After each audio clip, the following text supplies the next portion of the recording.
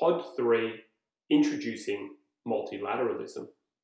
So, does Australia have to choose between the US and China? And which should we choose? This is a nightmare scenario. If Australia chooses the US, it would be abandoning its largest trading partner. It would no longer have large markets for its raw materials, and the economy would collapse, impacting our quality of life. If Australia chose China, not only would it alienate its traditional security ally, it would be vulnerable to security threats on multiple fronts, including from an assertive China. Moreover, we don't want either future. Fortunately, there is a third way, and it's called multilateralism. Multilateralism is about dispersing Australia's political dependency upon the United States without confronting the US leadership or abandoning its economic ties with China.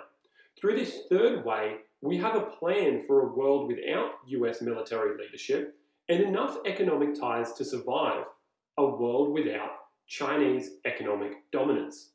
So who are these multilateral partners? Firstly, we have Japan. Australia's closest foreign relationship with any country in Asia is with Japan. The authors Patience and Jarks have labelled Australia and Japan two lonely countries on the edge of Asia, going on to state that Japan is the most westernised country in Asia and Australia is the most Asianised country in the West. And because of each other's isolation, we need each other for political support. Japan were Australia's enemies during World War II. However, the political relationship with Japan emerged rapidly thereafter.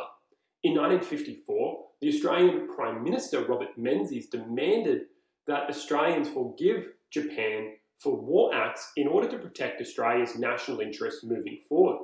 This was based on two factors: defence against the communist revolution in China and the so-called domino theory, and the fall of the British Empire and the related links to Europe. Japan quickly emerged as Australia's largest trading partner and evolved into an important ally of Australia in the 21st century.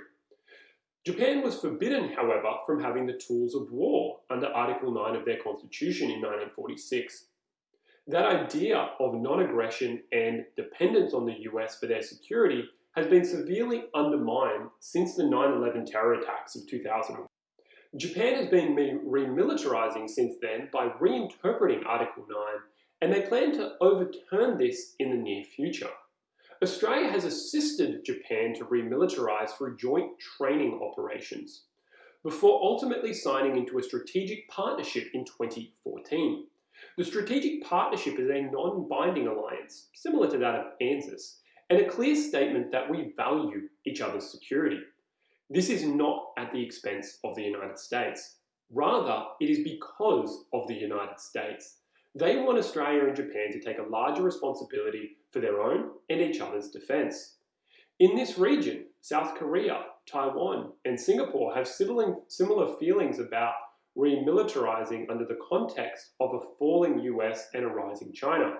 However, each of those nations has severe reservations about aligning to Japan because of animosities dating back to World War II, making Australia an extremely important partner for Japan. Secondly, we have the Association of Southeast Asian Nations and their leader, Indonesia.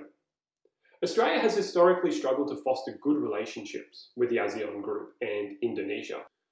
Australia's Western critiques on human rights, legal process, animal rights, and governance more generally have conflicted with the ASEAN principle of member sovereignty. However, as China has emerged as a security threat to several ASEAN members, including Indonesia and the Natuna Islands, it has encouraged them to embrace future partnerships with Australia. In February 2020, Indonesian President Joko Widodo came to Australia and declared that the two nations were best friends. This was following his statement that Australia should join ASEAN, and that would be a good idea.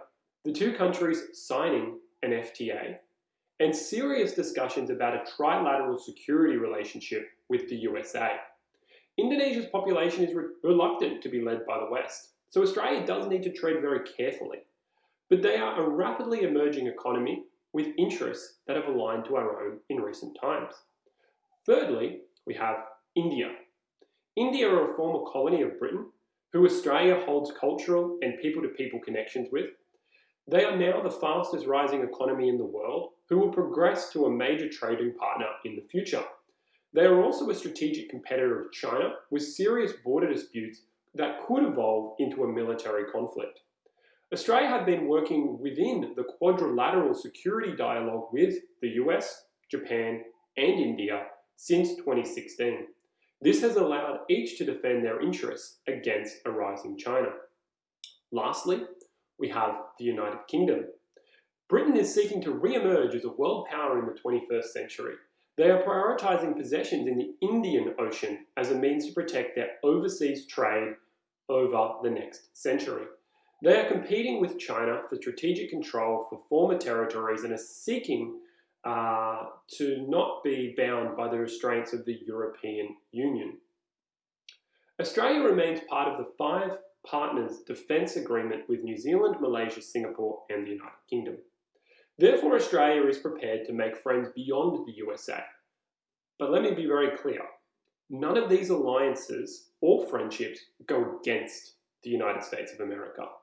Australia's partnerships with Japan, New Zealand, the United Kingdom, India, Malaysia, Singapore, Indonesia, and the broader ASEAN group are all about protecting Australia's interests in a rapidly changing world. It's about having backup plans on backup plans. Australia once put all of its eggs in the British Empire basket and was left to regret that decision when Darwin was bombed by the Japanese in 1942. We are seeking to prevent making that mistake again.